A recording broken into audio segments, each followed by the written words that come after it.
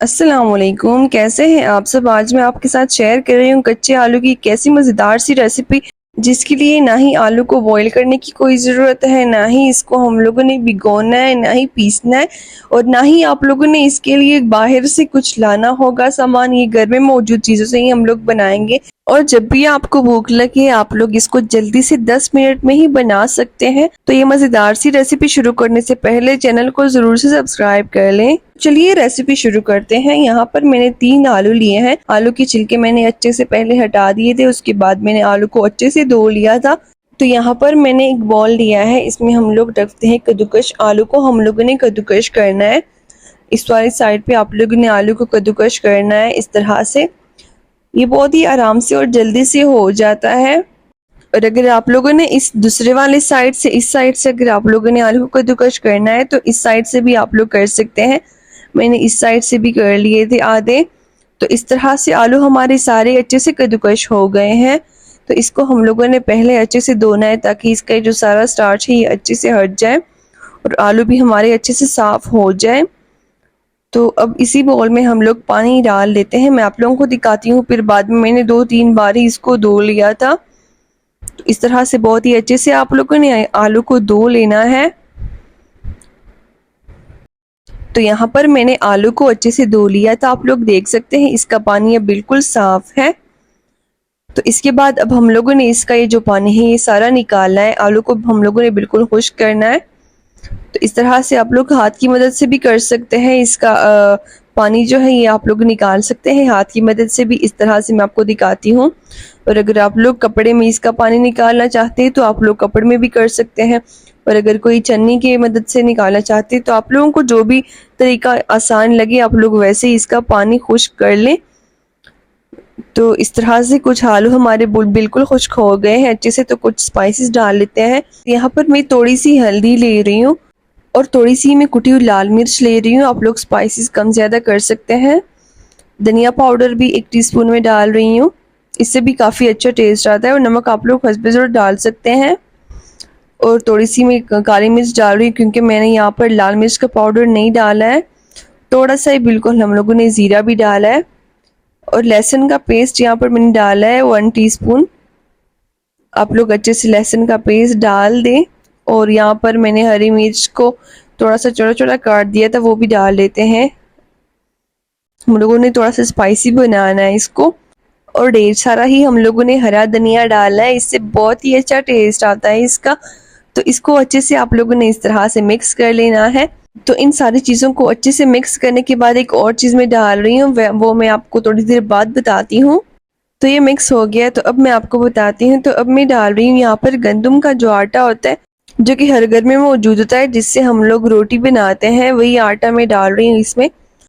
तो आधा कप ही आटा मैंने डाला है इसमें। आप लोगों ने ज़्यादा आटा नहीं डालना क्योंकि फिर सारा टेस्ट आटे का आता है और हमारे ये जो टिक्की हैं ये क्रिस्पी भी नहीं बनते। तो आप लोगों ने कम से कम आटा डालना है। आप लोगों ने इतना आटा डालना है जितनी आप लोगों को ज़रूरत पड़े।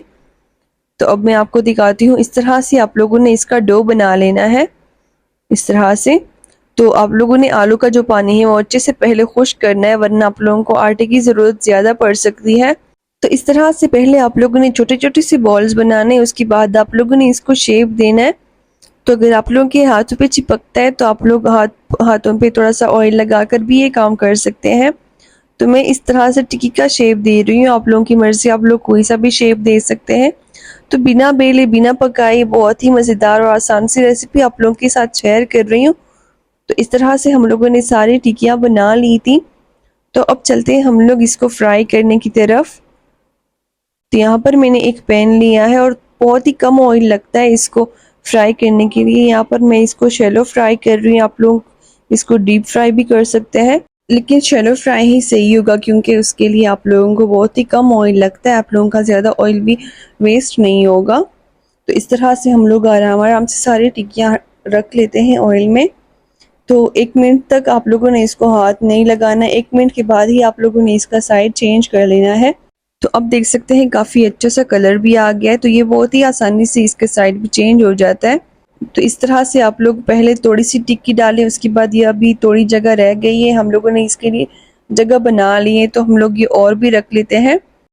तो इसी तरह से आप लोगों ने बाकी की टिक्कियाँ जो है वो भी रख देनी है। और इतनी मज़ेदार और आसान सी रेसिपी बताने के बाद भी अगर आप लोगों ने अभी तक भी चैनल को सब्सक्राइब नहीं किया है तो अभी जाइए और जल्दी से चैनल को सब्सक्राइब कर लें और साइड में जो घंटी का निशान है उसको प्रेस करना मत भूलिएगा। इससे हमारी वीडियो की हर नोटिफिकेशन आप लोगों को मिलती रहेगी। और अपने फ्रेंड्स और फैमिली के साथ भी इस तरह की रेसिपीज़ शेयर कर लिया करें क्योंकि उनको भी काफ़ी हेल्प मिल जाएगी फिर इससे। तो इस तरह से हम लोगों ने सारी टिक्कियों को अच्छे से गोल्डन ब्राउन कलर देना है। आप लोगों ने ज़्यादा डार्क कलर नहीं देना इसका, बस इस तरह से ही हम लोगों ने इसको कुक करना है। तो ये टिक्कियाँ जो कुछ है ये हमारी अच्छे से कुक हो गई है। तो बाकी की टिक्कियाँ भी हम लोग इसी तरीके से पकाएंगे। तो आप लोग देख सकते हैं ये बहुत ही मज़ेदार सी हमारी ये तैयार हो गई है। तो इस तरह से हम लोग और भी पका लेते हैं। तो अब चलिए ये मज़ेदार और चटपटी सी टिक्की मैं आप लोगों को अभी डिश आउट करके दिखाती हूँ इसका फाइनल लुक। तो आप लोग इसको कभी भी खा सकते हैं, आप लोग जब भी आप लोगों को भूख लगे आप लोग इसको चाय के साथ भी सर्व कर सकते हैं, केचप के साथ भी सर्व कर सकते हैं, जो भी अच्छा लगता है। जब भी आपको मन करे आप लोग इसको बनाकर खा सकते हैं। तो यहाँ पर मैंने इसको चिली गार्लिक केचप के साथ सर्व किया है, बहुत ही मज़े का लगता है इसके साथ। तो आप देख सकते हैं बाहर से बिल्कुल क्रिस्पी और अंदर से बहुत ही जूसी होंगी ये। तो ये थी हमारी बहुत ही मज़ेदार और आसान सी रेसिपी। आप लोगों को कैसी लगी कमेंट में हमें ज़रूर से बता दिया करें। तो अब मैं चलती हूँ, मिलती हूँ आप लोगों के साथ नेक्स्ट रेसिपी में। तब तक के लिए अपना बहुत सारा ख्याल रखिए, दुआओं में हमें याद रखिए। Thanks for watching. अल्लाह हाफिज़।